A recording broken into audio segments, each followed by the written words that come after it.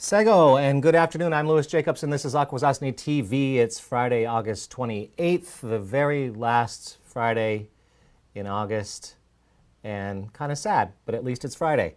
There are a couple of things I'll be talking about today, and to begin with, I wanted to speak just a little bit about the Republican National Convention, which was held this week and finally ended last night. Like the DNC, it was held in part remotely, sometimes live from Charlotte, North Carolina, and other speeches were given from Washington, D.C., including, and this is unprecedented, last night's gathering of about 1,500 people tightly gathered on the south lawn of the White House, most of whom were unmasked.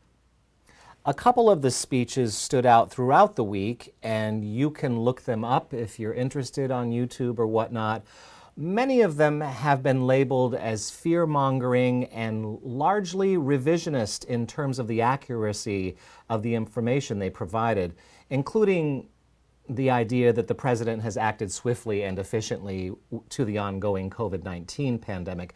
This, of course, is in stark contrast to the numerous times he has said the virus would just go away like a miracle with the warm weather. And here we are 6 months into it, and there was barely a mention of the almost 180,000 people who've died. If you're looking to get an idea of the tone of the week's festivities, you could start with the McCloskeys, speaking from their mansion in St. Louis. They're the couple whose story went viral when video of them brandishing guns at peaceful protesters from their front yard was exposed. This was following, of course, the police killings of George Floyd and Breonna Taylor.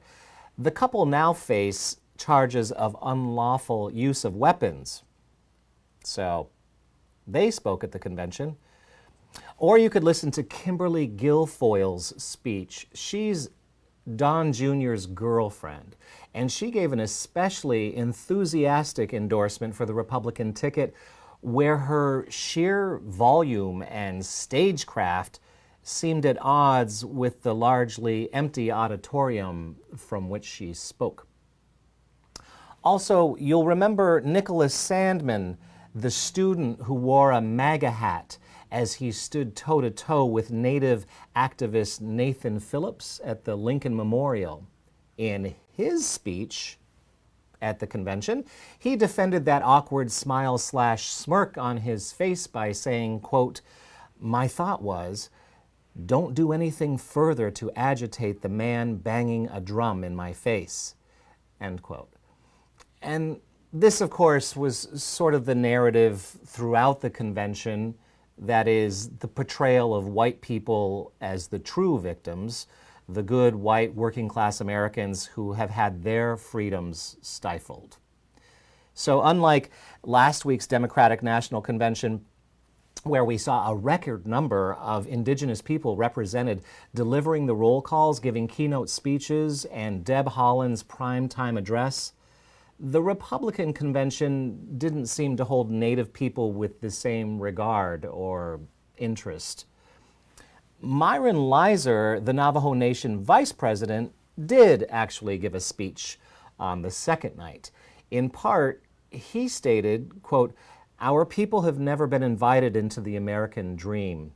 We, for years, fought congressional battles with past congressmen and senators that were part of a broken system that ignored us. That is, until President Trump took office," end quote. That's what he said. In other news, the St. Lawrence County Public Health Department is alerting residents of a possible COVID-19 exposure at multiple locations, including the St. Lawrence Center Mall in Massena. This past Saturday, August 22nd, the individual who had contact with COVID-19 virus visited the following locations between 12 and 3:30. And those locations were J.C. Penney and Maurice's, both at the mall, and then also Angel Nails, which is now called Massena Nails, which is next to Ollie's. So if you believe you were at those locations between the listed times, the St. Lawrence Public Health Department recommends getting tested for COVID-19 and monitoring your temperature twice daily for 14 days.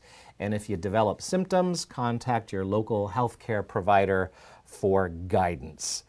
That's it for me today. The farmers market is happening tomorrow from 11 to 2 if it doesn't rain. Thank you for watching. Stay safe, stay healthy, stay strong. For Akwesasne TV, I'm Louis Jacobs.